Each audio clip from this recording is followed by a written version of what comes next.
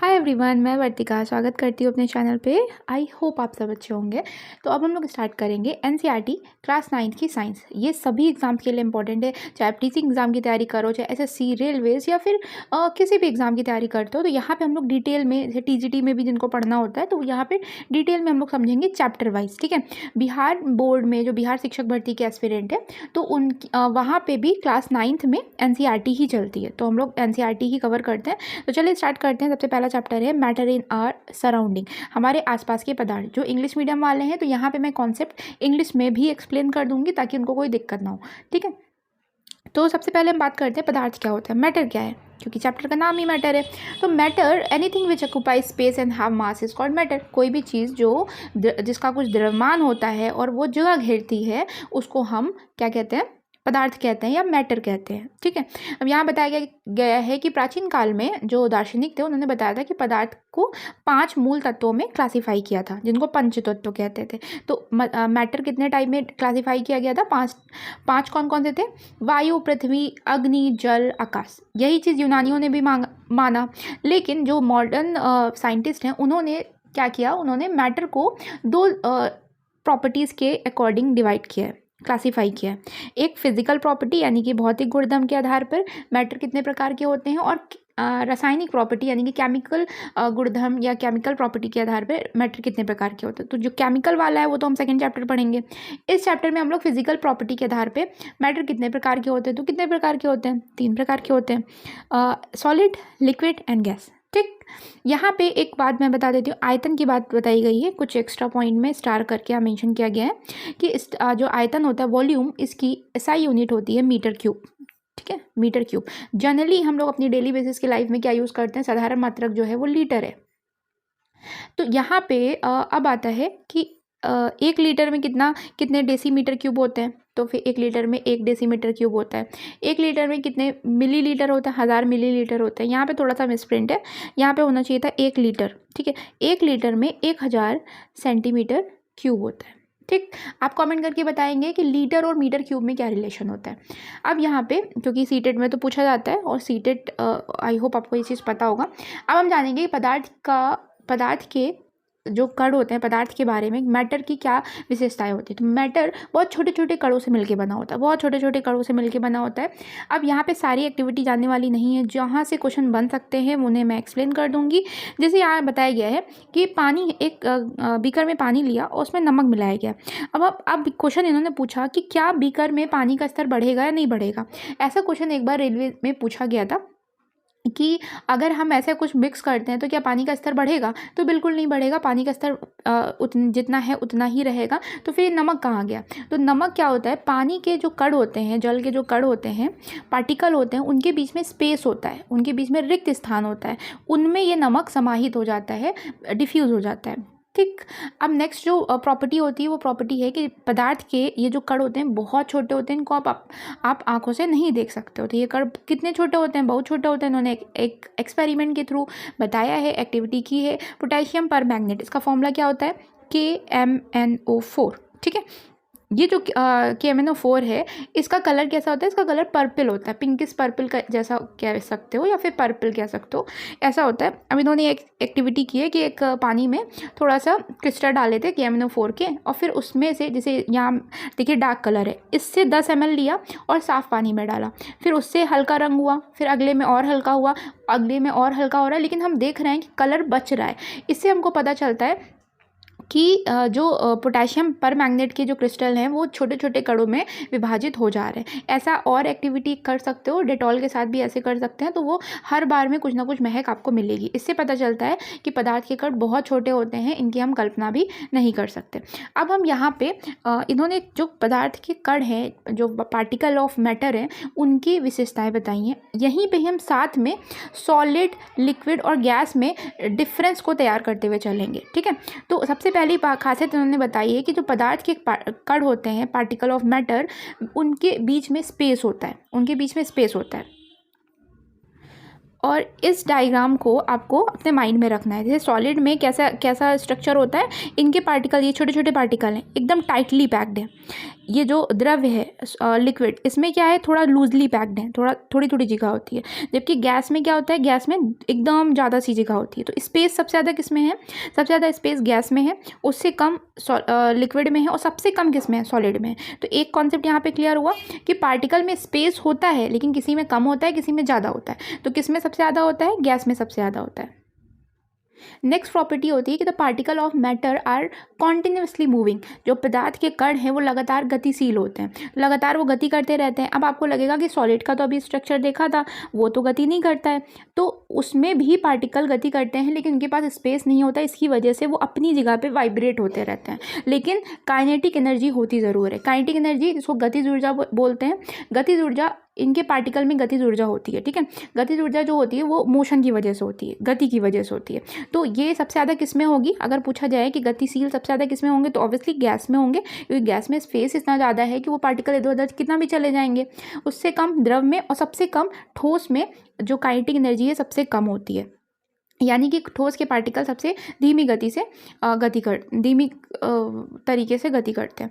अब आ जाता है कि पदार्थ के कण निरंतर गतिशील होते हैं, लगातार गति करते हैं, इससे उनमें गतिज ऊर्जा होती है, यानी कि काइनेटिक एनर्जी होती है। अब इन्होंने क्वेश्चन किया है कि तापमान बढ़ने से क्या होगा। तो अगर हम टेम्परेचर देंगे स्टेट, किसी भी स्टेट को, तो वहाँ पे उनकी जो काइनेटिक एनर्जी है वो बढ़ जाएगी। ठीक है, तो तापमान बढ़ने से कणों की गति तेज हो जाती है, उनकी गतिज ऊर्जा बढ़ जाती है। ठीक, अब यहाँ पे एक और डेफिनेशन है विसरण की। डिफ्यूज़न क्या होता है, डिफ्यूज़न का मतलब होता है जब एक कण, जो कण होते हैं वो एक दूसरे में समाहित हो जाते हैं, उनके रिक्त स्थान के कारण वो एक दूसरे में मिक्स हो जाते हैं, इसी को हम डिफ्यूज़न बोलते हैं। फॉर एग्जांपल अगर हम बात करें डिफ्यूज़न की, तो आपने पानी में घुली हुई ऑक्सीजन को सुना होगा, जिससे जलीय जंतु जीवित रहते हैं। तो द्रव में क्या मिक्स हो गया, डिफ्यूज़ हो गया, गैस हो गया। ठीक है, ये जैसे अगर हम बात करें कि अगर खाना बनता है तो बहुत दूर तक उसकी सुगंध आ जाती है। तो ऐसा इसलिए होता है कि जो पार्टिकल हैं, जो सुगंध वाले कण हैं, वो किस में डिफ्यूज़ हो जाते हैं, एयर में डिफ्यूज़ हो जाते हैं, जिसकी वजह से वो एयर फिर आगे जाती है और हम तक वो सुगंध आ जाती है। ठीक, सो एक क्वेश्चन पूछा जाता है कि डिफ्यूज़न सबसे ज़्यादा किस में होगा, तो डिफ्यूज़न सबसे ज़्यादा गैस में होता है, फिर लिक्विड में होता है, और फिर सबसे कम सॉलिड में होगा। ठीक है, तो क्योंकि गैस में अच्छा खासा स्पेस होगा, और जिसमें स्पेस होगा उसमें आसानी से समावेशन हो जाएगा। ठीक है, थर्ड प्रॉपर्टी है कि particle of matter attract each other. जो पदार्थ के कण होते हैं वो एक दूसरे को अट्रैक्ट करते हैं। तो सबसे ज़्यादा अट्रैक्शन किस में था, सॉलिड में था। आप देख सकते हो सॉलिड में एकदम टाइटली पैक्ड थे। इसका मतलब पार्टिकल ऑफ अट्रैक्शन, जो पार्टिकल ऑफ मैटर है, इनमें सबसे ज़्यादा फोर्स ऑफ अट्रैक्शन होता है। फोर्स ऑफ अट्रैक्शन, जो आकर्षण बल है, वो सबसे ज़्यादा किस में है, सॉलिड में है, फिर लिक्विड में है, और सबसे कम गैस में, क्योंकि गैस में तो एकदम आराम से खुला घूमा करते हैं। ठीक है, अब आते हैं पदार्थ की अवस्थाएं। पदार्थ की 3 अवस्थाएं होती हैं, मैंने बता ही दिया था कौन कौन सी। पहली सॉलिड, फिर लिक्विड और गैस। यहाँ हम डिटेल में जानेंगे इनके बारे में।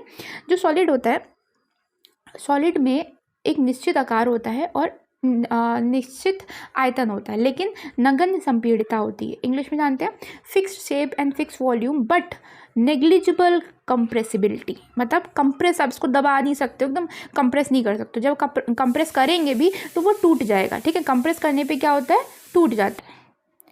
तो कंप्रेस करने पे ये टूट जाता है। अब यहाँ पे कुछ एक एग्जांपल बताए गए हैं, तो सारे एग्जांपल तो जनरली वो इजी से हैं।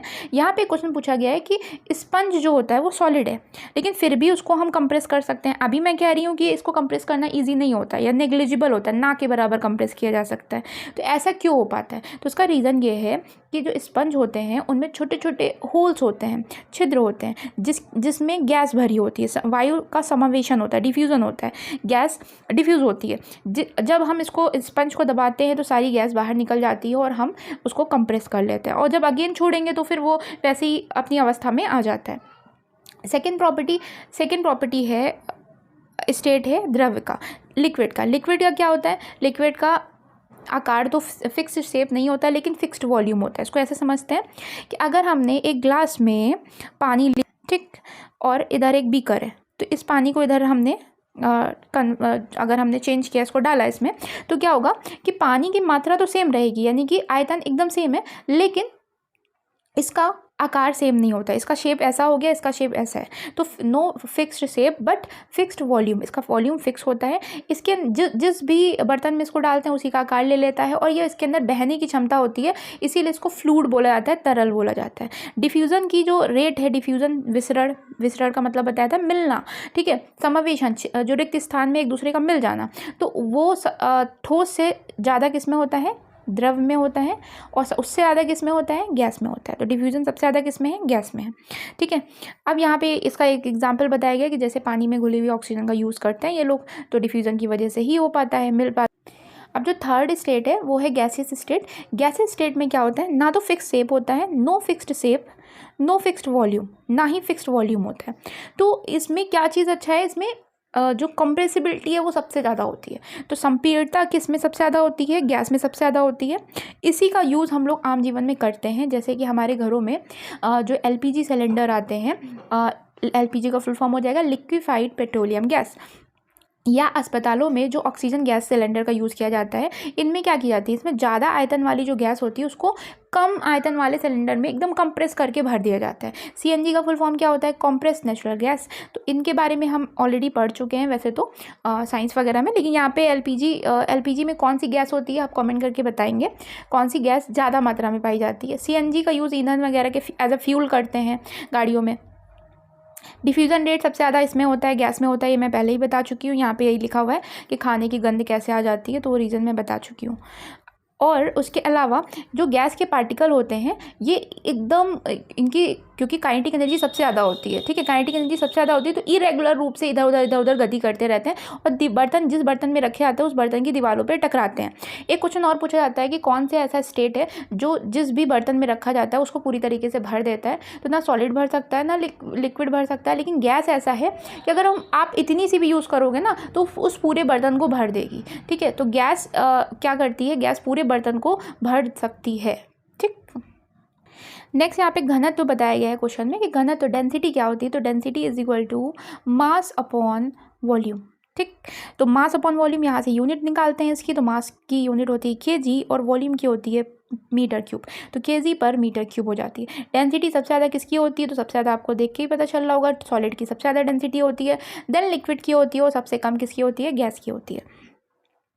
अब यहाँ पे एक बार रफली हम लोग एक बार रिवीजन कर लेते हैं कि सबसे पहले रिक्त स्थान था, तो रिक्त स्थान सबसे ज़्यादा किस में है, गैस में सबसे ज़्यादा है। स्पेस सबसे ज़्यादा गैस के पार्टिकल में है, फिर लिक्विड में है, और फिर सॉलिड में। काइनेटिक एनर्जी सबसे ज़्यादा गैस में है, डिफ्यूज़न का रेट सबसे ज़्यादा गैस में है, और कंप्रेसिबिलिटी सबसे ज़्यादा गैस में है, ठीक है। अगर हम अट्रैक्शन की बात करें, फोर्स ऑफ अट्रैक्शन सबसे ज़्यादा किस में होता है, सबसे ज़्यादा ठोस में होता है, फिर लिक्विड में है, और सबसे कम किस में है, गैस में है। तो यहाँ से ऑलमोस्ट सारे जो डिफरेंस है वो अब आ जाता है। नेक्स्ट जो टॉपिक है कि क्या पदार्थ अपनी अवस्था बदल सकता है, कि जो मैटर की जो स्टेट है यानी कि सॉलिड से लिक्विड, लिक्विड से गैस, क्या बदल सकता है, तो हाँ बिल्कुल बदल सकता है। कैसे बदलेंगे, इसको बदलने के लिए सबसे पहले टेम्परेचर का इम्पैक्ट हम जानेंगे, टेम्परेचर का क्या प्रभाव होता है। दूसरा हम प्रेशर का जानेंगे। तो टेम्परेचर देने पे अगर हम ठोस को टेम्परेचर देते हैं तो उनके जो कण होते हैं, उनके जो पार्टिकल होते हैं, उनकी काइनेटिक एनर्जी बढ़ जाती है। और जब काइनेटिक एनर्जी, अभी मैंने दिखाया था कि एकदम टाइटली पैक्ड है, अभी तक वो वाइब्रेट कर रहे थे, उनके पास जगह ही नहीं है घूमने को, लेकिन अब जब काइनेटिक एनर्जी इसकी बढ़ जाती है तो जो इनके बीच में फोर्स ऑफ अट्रैक्शन है वो इसको तोड़ देते हैं, और जब तोड़ेंगे तो ये सॉलिड किस में चेंज हो जाएगा, लिक्विड में चेंज हो जाता है, ठीक। तो क्या होता है कि हीट देने पे इनकी काइनेटिक एनर्जी बढ़ती है, और फिर ये एक समय ऐसा आता है कि आकर्षण बल को पार कर जाते हैं, फोर्स ऑफ अट्रैक्शन को पार कर जाते हैं, और ठोस किस में बदल जाते हैं, द्रव में बदल जाते हैं। और इसी प्रक्रिया को क्या कहा जाता है, मेल्टिंग कहा जाता है, गलन कहा जाता है, या इस प्रोसेस को संगलन बोला जाता है। जो गलने की प्रक्रिया होती है, ठोस से द्रव बनने की जो परिवर्तन होता है, सॉलिड से लिक्विड बनने को संगलन कहते हैं, इंग्लिश में फ्यूज़न बोलते हैं। इसको अभी मैं एक माइंड मैप के थ्रू समझा दूंगी कि फ्यूज़न क्या होता है, इवेपोरेशन क्या होता है, सब्लिमेशन क्या होता है, क्योंकि वहाँ से क्वेश्चन बनते हैं। जिस टेम्परेचर पे ये काम होगा, क्योंकि आप हीट दोगे तो कितनी भी नहीं दे सकते हो ना, एक टेम्परेचर होगा, उस टेम्परेचर पे जब ये कन्वर्ट होने लगे तो उस टेम्परेचर को हम मेल्टिंग पॉइंट बोलते हैं। अब आपको एक्स्ट्रा पॉइंट और बताती हूँ कि जो मेल्टिंग पॉइंट होता है और जो फ्रीजिंग पॉइंट होता है वो सेम होता है, ठीक है। तो melting point and freezing point are same. जैसे अगर हम बर्फ़ की बात करें तो बर्फ़ का जो मेल्टिंग पॉइंट है वो 273 केल्विन है, अगर सेल्सियस में बोलें तो 0 डिग्री सेल्सियस है। यही इनका फ्रीजिंग पॉइंट भी होता है, ये याद रखिएगा कि ये मेल्टिंग पॉइंट है, यही फ्रीजिंग पॉइंट है। ये सेल्सियस स्केल में है, ये केल्विन स्केल में है। यहाँ पे ये जो पॉइंट बताया गया, यहाँ से भी क्वेश्चन पूछा गया है, मेरे ही एक एग्जाम में पूछा गया था कि किसी ठोस के गलने की प्रक्रिया में तापमान समान रहता है और ऐसे में ऊष्मीय ऊर्जा कहाँ जाती है। ये आपको याद रखना है कि जब भी कोई चीज़ गलती है या फिर कोई द्रव भाप बनता है, वाष्प बनता है, तो उस समय उनका टेम्परेचर सेम रहता है जब तक कि वो पूरा प्रोसेस नहीं हो जाता। मेरे में क्वेश्चन आया था कि अगर कोई पानी है, बर्फ़ है, और बर्फ़ पिघलने पर जो पानी बनेगा उसका टेम्परेचर बढ़ेगा, घटेगा या समान रहेगा। तो समान रहता है, जितना मतलब बर्फ़ का कितना होता है, 0 डिग्री सेल्सियस होता है ना, इस पानी का भी 0 डिग्री रहेगा। कब तक? जब तक ये पूरी बर्फ़ पिघल नहीं जाती है। तो ऐसा हुआ क्यों? अब यहाँ पे रीज़न भी बताया गया है। ऐसा होता है गुप्त ऊष्मा के कारण, जिसको लेटेंट हीट बोलते हैं। ठीक है, क्या बोलते हैं? Latent heat of fusion. Latent heat of fusion. For example आपके पास बर्फ़ है, आपने क्या किया, उसको हीट दिया, या फिर वो नेचर से हीट लेकर के धीरे धीरे पिघलना स्टार्ट करेगा। वो जो हीट होती है, वो हीट कहाँ जा रही है? वो हीट उस सॉलिड को, उस बर्फ़ को लिक्विड बनाने में चेंज हो रही है। ठीक है, ना कि लिक्विड का टेम्परेचर बढ़ाने में। इसीलिए लिक्विड का टेम्परेचर 0 डिग्री सेल्सियस ही रहता है। ठीक है, यहाँ पे यही चीज़ बताई गई है कि लेटेंट हीट ऑफ फ्यूज़न क्या होता है कि जितनी भी ऊष्मा दी जा रही है वो बर्फ़ अवशोषित कर लेती है, और या बीकर में ली गई जो छुपी ऊष्मा होती है उसको गुप्त ऊष्मा कहते हैं। यहाँ पे गुप्त ऊष्मा की लेटेंट हीट ऑफ फ्यूज़न की डेफिनेशन बताई गई है कि वायुमंडलीय दाब पर, एटमॉस्फेरिक प्रेशर पर 1 kg ठोस को, 1 kg सॉलिड को उसके मेल्टिंग पॉइंट पे द्रव बदलने में जितनी ऊष्मा की आवश्यकता होती है, जितनी हीट उसको ज़रूरत होती है, उसी को क्या कहते हैं? लेटेंट हीट ऑफ फ्यूज़न कहते हैं, यानी कि संगलन की प्रसुप्त ऊष्मा कहते हैं। अब यहाँ पे जो बर्फ़ की कितनी होती है, तो बर्फ़ की होती है 80 कैलोरी पर kg। ठीक है, ये गुप्त ऊष्मा है।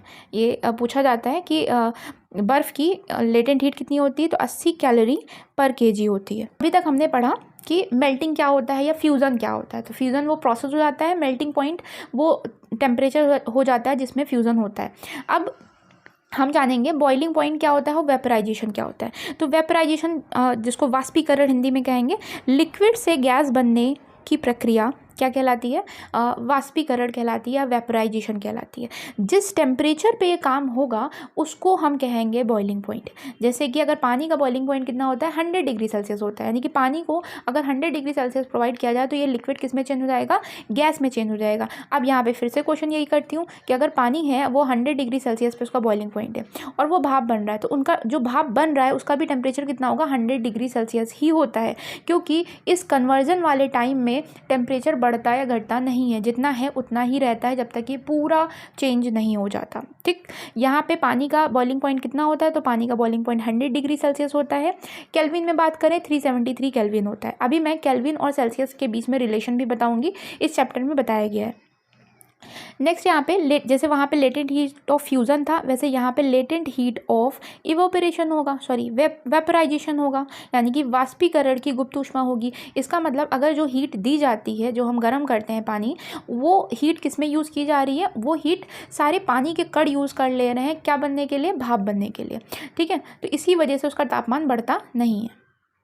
तो ओवरऑल हम क्या कह सकते हैं? हम कह सकते हैं कि तापमान देने पर, हीट देने पर एक अवस्था से दूसरी अवस्था में बदला जा सकता है। अब कभी कभी ऐसा भी होता है, जैसे सॉलिड से लिक्विड में बनना क्या कहलाता है? फ्यूज़न कहलाता है, हिंदी में संगलन बोलते हैं। द्रव से गैस बनने को हम क्या कहते हैं? वाष्पीकरण बोलते हैं, इंग्लिश में वेपराइजेशन कहते हैं। लेकिन अगर कभी कभी ऐसे डायरेक्ट सॉलिड गैस में बदल जाता है, तो इस प्रोसेस को क्या बोलेंगे? इस प्रोसेस को बोलेंगे ऊर्ध्वपातन। ये क्वेश्चन पूछा जाता है ऊर्ध्वपातन से, जनरली वनडे एग्जाम में क्वेश्चन रहता है कि ऊर्ध्वपातित पदार्थ कौन से होते हैं। इसको इंग्लिश में सब्लिमेशन कहते हैं। तो sublimation is a process in which a solid directly changes into gas without changing into liquid. बिना लिक्विड में बदले कोई सॉलिड गैस में बदल जाता है तो उसको हम क्या कहते हैं? सब्लिमेशन कहते हैं। इसके एग्जाम्पल में आप होगा जो कपूर होता है, घर में कैम्फर यूज़ होता है। कैम्फर क्या होता है? सॉलिड होता है और डायरेक्ट गैस बन जाता है। या फिर एक एग्जांपल यहाँ पे दे रखा है अमोनियम क्लोराइड, इसका फॉर्मूला होता है NH4Cl। ये भी, इसमें भी ऊर्ध्वपातन वाली प्रक्रिया होती है, मतलब ये सॉलिड होता है और डायरेक्टली गैस में बदल जाता है। अब यहाँ पे जब हम सॉलिड से लिक्विड जाते हैं या लिक्विड से गैस जाते हैं तो हमको हीट देनी पड़ती है, या सॉलिड से डायरेक्ट हम गैस जाते हैं तो फिर हमको हीट देनी पड़ती है। लेकिन अगर वापस आना है तो हमको कूलिंग करनी पड़ेगी, ठंडा करना पड़ेगा। जैसे अगर हम गैस से लिक्विड करेंगे तो जैसे बारिश का एग्जाम्पल ले लीजिए, तो वहाँ गैस होती है और गैस लिक्विड में चेंज होती है जब उसको ठंडा किया जाता है। अगर गैस को हम और ज़्यादा ठंडा कर दें तो डायरेक्ट वो सॉलिड बन जाती है। जैसे अगर अपने बर्फ़ के गोले, जो बर्फ़ गिरती है तो वहाँ क्या होता है, गैस ही है वो किस में चेंज हो जाती है, सॉलिड में चेंज हो जाती है। ठीक है, अब यहाँ पे ये जो एक आपको ये फिगर दिख रहा है, डायग्राम दिख रहा है, इससे आप पूरा कंप्लीट याद कर सकते हो कि कौन से प्रोसेस को क्या बोलते हैं। जैसे अगर सॉलिड से लिक्विड बनने को हम संगलन कहते थे, यानी कि फ्यूज़न कहते थे। लेकिन अगर हम वापस जा रहे हैं, लिक्विड से सॉलिड जा रहे हैं, तो उसको हम क्या कहेंगे, फ्रीजिंग कहेंगे, जमना कहेंगे।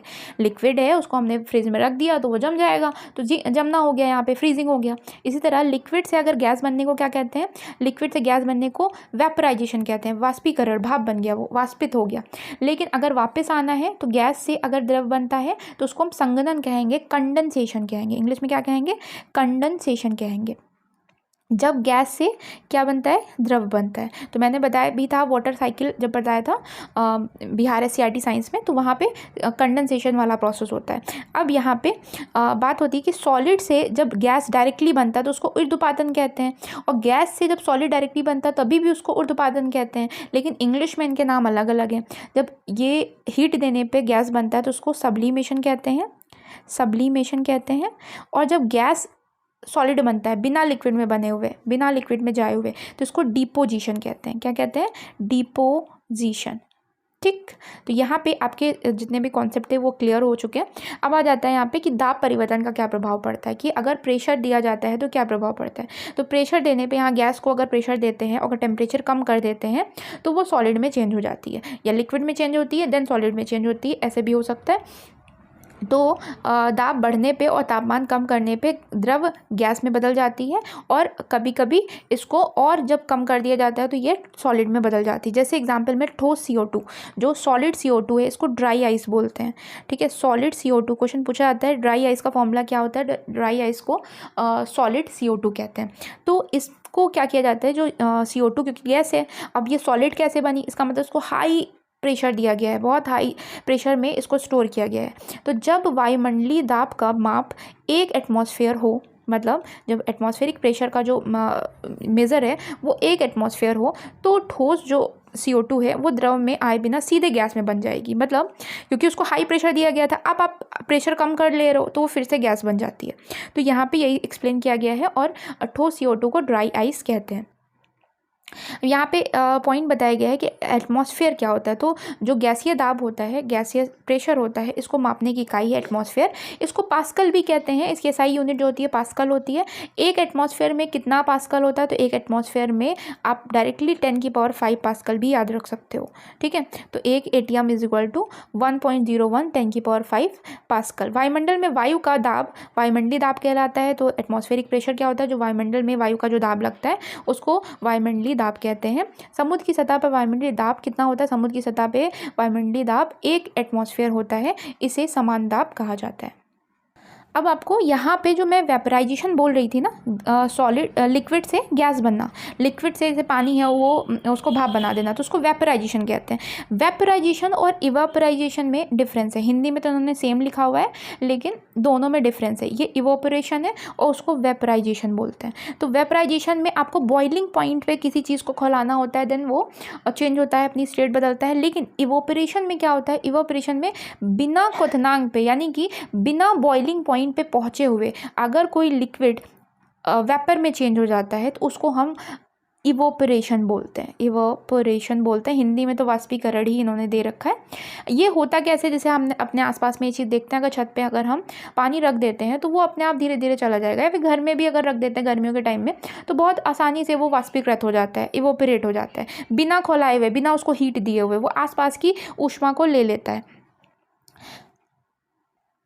तो ऐसा होता क्यों है? तो ऐसा मैं बता चुकी हूँ कि वो क्या करता है, आसपास से हीट लेता है, उस हीट से इनकी गतिज ऊर्जा बढ़ती है, इनके कणों की गतिज ऊर्जा बढ़ती है और आकर्षण बल जो होता है, फोर्स ऑफ अट्रैक्शन होता है, उससे मुक्त होते हैं और अपनी स्टेट बदल देते हैं। जैसे क्वथनांक से कम तापमान पर, बॉइलिंग पॉइंट से कम ताप पे जब कोई लिक्विड वेपर में चेंज हो जाता है तो इस प्रोसेस को हम इवोपरेशन कहते हैं।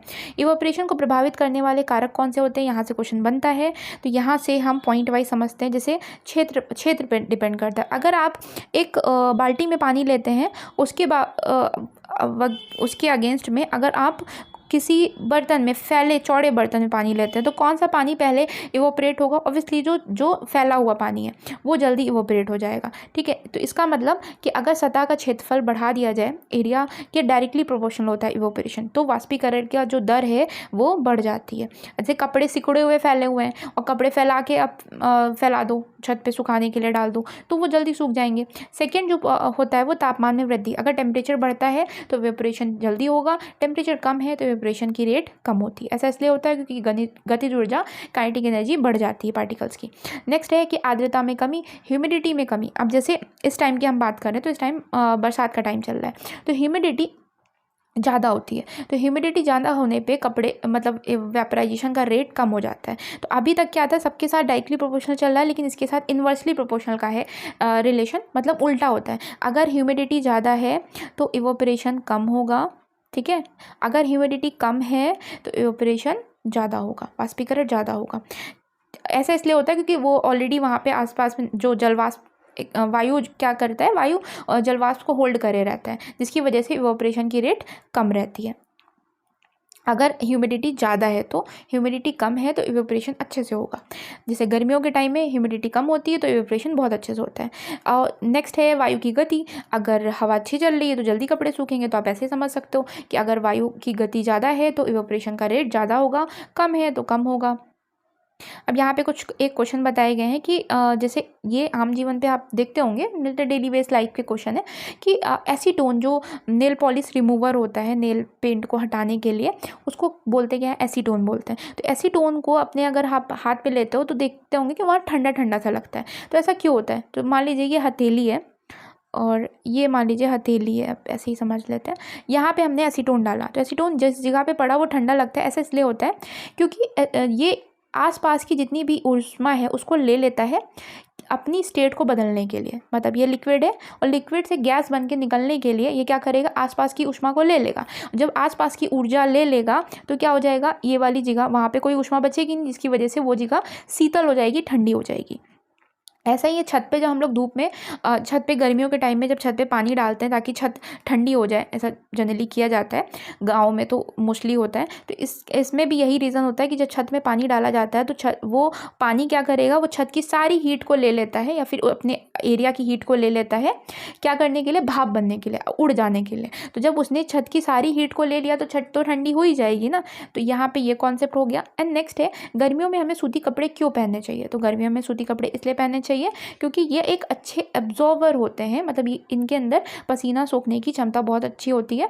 और तो सूती कपड़ों का जो जल का अवशोषण है वो अधिक होता है और इसलिए हमारा जो पसीना है वो इसमें अवशोषित हो जाता है और आसानी से वाष्पीकृत हो जाता है, मतलब वेपराइज हो जाता है, इवोपरेट हो जाता है इसी वजह से। और नेक्स्ट है कि बर्फीले जल से भरे ग्लास की बाहरी सतह पे जल की बूंदें क्यों होती है। अब ये देखिए डेली लाइफ की चीज़ें हैं। अगर आप ठंडा ठंडा पानी ग्लास में रखते हो तो ग्लास के बाहर और पानी की कुछ बूंदें आ जाती हैं। तो यहाँ पे कौन सा प्रोसेस होता है, यहाँ पे कंडेंसेशन होता है। कौन सा प्रोसेस होता है, कंडेंसेशन होता है। कैसे, पानी जब हमने रखा तो ये ठंडी चीज़ है, अब इसके आसपास की जो एयर है वो क्या हो जाएगी, वो कूल डाउन होगी, वो ठंडी होगी। और मैंने बताया था जब गैस ठंडी होती है तो क्या बन जाती है, द्रव बन जाती है। और जब बहुत ठंडी हो जाती है तो फिर डायरेक्ट वो सॉलिड बन जाती है, जिसको डिपोजिशन कहते हैं। कंडेंसेशन को क्या कहते हैं, तो कंडेंसेशन को संघनन बोलते हैं। ठीक है, संघनन बोलते हैं। तो अभी तक हमने 3 पढ़ लिए थे, सॉलिड, लिक्विड और गैस स्टेट पढ़ ली थी। उसके अलावा 2 स्टेट बाद में और इनकी खोज की गई। एक है बोस आइंस्टीन कंडेंसेट और एक है प्लाज्मा। तो हम प्लाज्मा को जानेंगे। प्लाज्मा क्या का यूज़ कहाँ होता है। प्लाज्मा में जो कण होते हैं वो बहुत ही ज़्यादा एनर्जी वाले होते हैं, मतलब इनकी काइनेटिक एनर्जी सबसे ज़्यादा होती है। तो अगर सॉलिड, लिक्विड, गैस तो नेचर में पाए जाते हैं, प्लाज्मा और बोस आइंस्टीन कंडेंसेट को बाद में इन्वेंट किया गया। तो अगर पांचों में पूछा जाए तो सबसे ज़्यादा प्लाज्मा की होती है। ये बहुत ज़्यादा एक्साइटेड स्टेट में होते हैं। इनमें कौन से गैस के कण होते हैं? इनमें आयनाइज्ड गैस होती है, ठीक है। प्लाज्मा में कौन सी गैस होती है? आयोनाइज्ड गैस होती है, आयनीकृत गैस होती है, गैस यूज़ होती है। अब यहाँ पे इसका यूज़ कहाँ होता है? तो फ्लोसेंट जो ट्यूब होती है, नियॉन बल्ब में प्लाज्मा होता है। तो फ्लोसेंट ट्यूब या नियॉन बल्ब में प्लाज्मा होता है। नियॉन बल्ब में के अंदर नियॉन गैस होती है और फ्लोसेंट ट्यूब के अंदर कौन सी गैस भरी जाती है? हीलियम या कोई अन्य गैस भरी जाती है। जब इसमें हम इलेक्ट्रिसिटी पास करते हैं तो ये जो गैस होती है ये आयनाइज्ड हो जाती है, और आयनाइज्ड होने से ये क्या करती है? चमकीला प्लाज्मा तैयार करती है और वो उसमें उस रंग की चमक आ जाती है। प्लाज्मा के कारण ही सूर्य और जो तारे हैं वो भी चमकते हैं। उनमें जो चमक होती है वो प्लाज्मा के कारण ही होती है, क्योंकि जैसे वो आयनाइज हो जाती है गैस और फिर वो चमक पैदा करती है। उच्च तापमान के कारण ही तारों में प्लाज्मा बनता है। हाई टेम्परेचर होगा देन फिर प्लाज्मा डेवलप होगा, जिसकी वजह से वो चमकते हुए ऐसे लगते हैं, उनकी लाइट बनती है। अब आ जाता है बोस आइंस्टीन कंडेंसेट। बोस जो है वो इंडिया से हैं और आइंस्टीन को आप जानते ही हैं। 1920 में भारत के भौतिक वैज्ञानिक सत्येंद्रनाथ बोस ने पांचवी अवस्था के लिए कुछ गणनाएं की थी। तो उन्होंने पांचवी अवस्था को रिसर्च कर रहे थे, तो उन्होंने कुछ कैलकुलेशन किए थे। इस कैलकुलेशन के आधार पे अल्बर्ट आइंस्टीन ने भी कुछ नई भविष्यवाणी कर दी, लेकिन इनका बहुत ज़्यादा योगदान नहीं रहा। मतलब बेस इन्होंने तैयार किया, लेकिन फाइनली जो डेवलप किया वो इन्होंने किया है। 2001 में अमेरिका के एरिक ए कर्नेल और उल्फ गैंग कैटरले और कार्ल्स ई वैमन, इन तीनों को बोस आइंस्टीन कंडेंसेट की अवस्था के लिए नोबेल प्राइज़ दिया गया। कब दिया गया? 2001 में। बोस आइंस्टीन कंडेंसेट का जो आधार रहा वो तो ये दोनों रहे, एस.एन. बोस और अल्बर्ट आइंस्टीन। एस.एन. बोस ने कुछ कैलकुलेशन की, उसको और प्रिडिक्शन कर दिया आइंस्टीन ने, और फिर इन दोनों की प्रिडिक्शन का यूज़ करके फाइनली एक अवस्था बनाई गई जिसका नाम इन्हीं के नाम पर रख दिया गया, बोस आइंस्टीन कंडेंसेट। अब इसमें जस्ट प्लाज्मा का अपोजिट किया जाता है, यानी कि समान वायु के जो घनत्व के 1,00,000वें भाग होता है, मतलब एक जो नॉर्मल एयर है उसका 1,00,000वें भाग में इतना कम डेंसिटी वाली गैस को बहुत ही कम टेम्परेचर पे ठंडा कर दिया जाता है। मतलब अचानक से जब गैस को एकदम ठंडा कर दिया जाता है तो जो स्टेट बनती है उस स्टेट को बोस आइंस्टीन कंडेंसेट कहा जाता है। अब यहाँ पे कुछ राशि मात्रा को उनके प्रतीक दे रखे हैं, तो राशि और मात्रा याद रख लीजिएगा। यहाँ पे है पहला टेम्परेचर। तो टेम्परेचर का क्या होता है? टेम्परेचर की यूनिट होती है केल्विन, एसआई यूनिट केल्विन होती है। लेंथ की मीटर होती है। मास द्रव्यमान की यति दे रखा है इन्होंने, द्रव्यमान की किलोग्राम होती है। भार की न्यूटन होती है। जब हम आगे पढ़ेंगे इसी में तो वेट की यूनिट न्यूटन होती है, ठीक है। Weight is a type of force. आयतन जो है वॉल्यूम की मीटर क्यूब होती है। घन मीटर क्यूब। घनत्व की किलोग्राम पर मीटर क्यूब होती है। और प्रेशर की पास्कल होती है एसआई यूनिट, ठीक है। इसकी दूसरी यूनिट क्या निकलेगी प्रेशर की? न्यूटन पर मीटर स्क्वायर भी। अब सी और के में क्या रिलेशन होता है? क्योंकि जो टेम्परेचर की एसआई यूनिट होती है वो केल्विन होती है, लेकिन सेल्सियस स्केल का भी हम यूज़ करते हैं। तो Kelvin is equal to C + 273, ये फॉर्मूला होता है। इसके ऊपर अभी न्यूमेरिकल हैं तो उनको हम कर लेंगे, लेकिन यहाँ पे कुछ एक पॉइंट क्लियर कर देती हूँ जो जनरली एग्जाम से पूछा जाता है।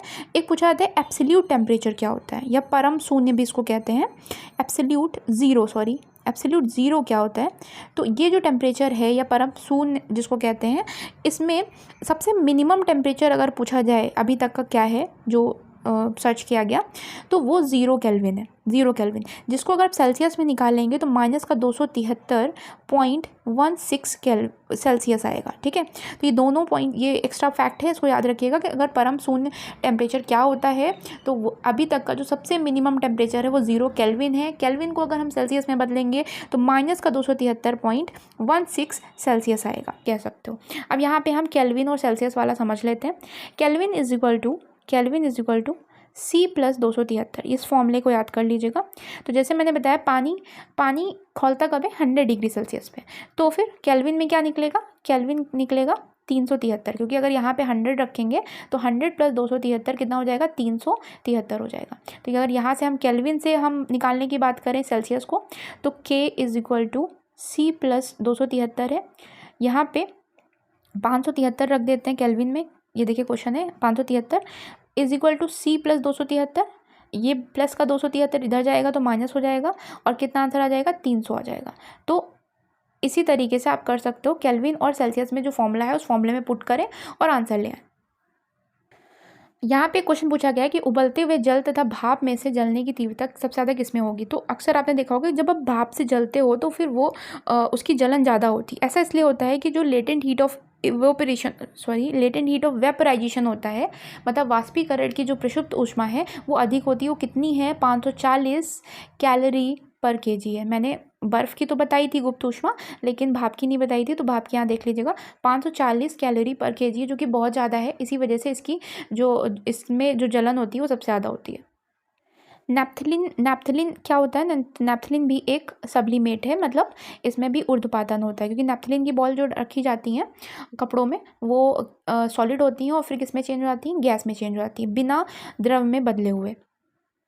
तो यहाँ पे होता है ये चैप्टर खत्म। क्वेश्चन आंसर इतने जो वनडे एग्जाम है उनके लिए तो इतना इंपॉर्टेंट नहीं है, लेकिन अब मैंने इतना एक्सप्लेन कर दिया है कि अगर आप क्वेश्चन आंसर करेंगे तो वो आराम से कर लेंगे। ठीक है, वीडियो काफ़ी लंबी हो जाएगी, तो आई होप आपको ये समझ में आई होगी। मैंने काफ़ी डिटेल में समझाने की कोशिश की है। तो वीडियो अच्छी लगी हो तो लाइक एंड कॉमेंट कर दीजिएगा, एंड ऐसे ही मैं और वीडियोज़ अपलोड करती रहूँगी। So thank you.